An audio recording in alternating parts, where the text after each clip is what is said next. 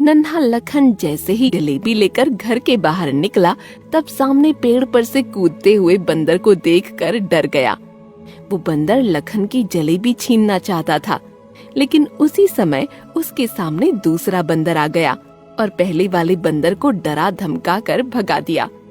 लखन पहले से ही डरा हुआ था, फिर उसे लगा कि ये दूसरा बंदर अब उसकी जलेबी छीन लेगा। ऐसा हुआ नहीं। दूसरे बंदर ने लखन को डराया भी नहीं और जलेबी खाते हुए देखता रहा। उसी समय लखन की माँ घर से बाहर आ गई।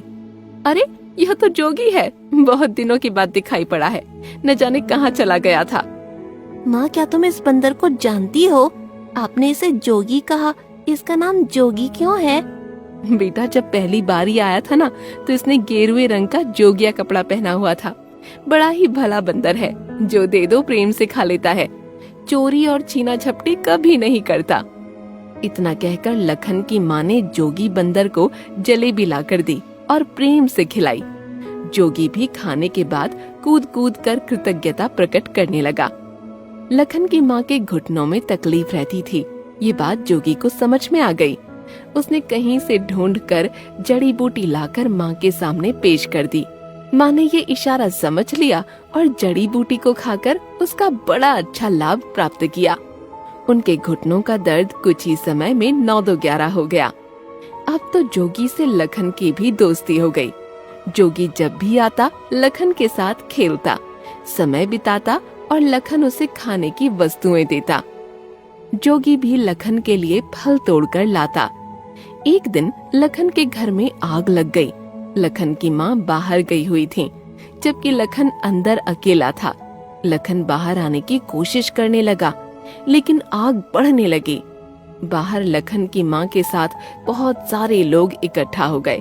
तेज आग को देखकर किसी की हिम्मत घर के अंदर जाने की नहीं पड़ रही थी।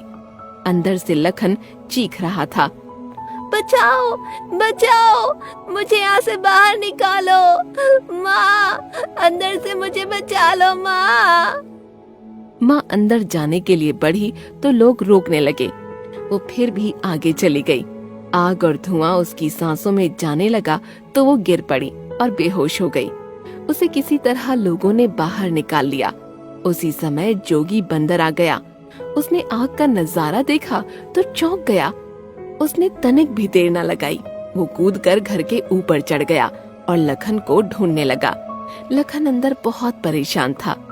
जोगी ने कूद कूद कर लखन के आसपास जलती हुई आग की लकड़ियों को हटा दिया।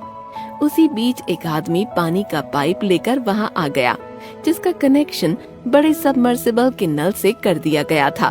पाइप को ऊपर ले जाने की किसी की हिम्मत नहीं थी। जोगी ने पाइप का अगला सिरा पकड़ा और मकान पर से ही उसकी पानी की धारा को आग पर बरसाने लगा।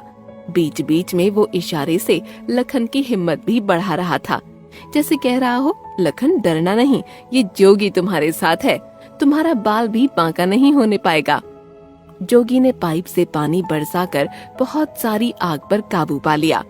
उसके बाद उसने देखा कि एक लकड़ी का जलता हुआ टुकड़ा लखन पर गिरने ही वाला था। तभी जोगी ने कूदकर उस लकड़ी को हटा दिया और लखन को साफ बचा लिया। दुर्भाग्यवश आग की चपेट में आकर एक जलते हुए खंबे के नीचे वो फंस गया। अपनी जान की बाजी लगाकर उसने लखन का रास्ता तो साफ कर दिया था, लेकिन स्वयं को मुसीबत में फंसा दिया। लोगों ने लखन को बाहर निकाल लिया। लखन की माँ को भी होश आ गया था। लखन बहुत दुखी था, क्योंकि उसका साथी जोगी अंदर ही फंसा हुआ था। उसके बाद बड़ी जद्दोजहद के साथ जोगी को बाहर निकाला गया, लेकिन बहुत देर हो चुकी थी। लखन का प्यारा यार जोगी इस दुनिया को छोड़ चुका था। लखन और उसकी माँ का रो रो कर बुरा हाल हो गया। सभी की आंखें नम हो गईं। सबकी जबान पर जोगी का ही नाम था। जो इंसान से ना हो सका, वो एक जानवर ने कर दिखाया था। एक जानवर ने इंसान को परोपकार का एक सच्चा सबक सिखाया था।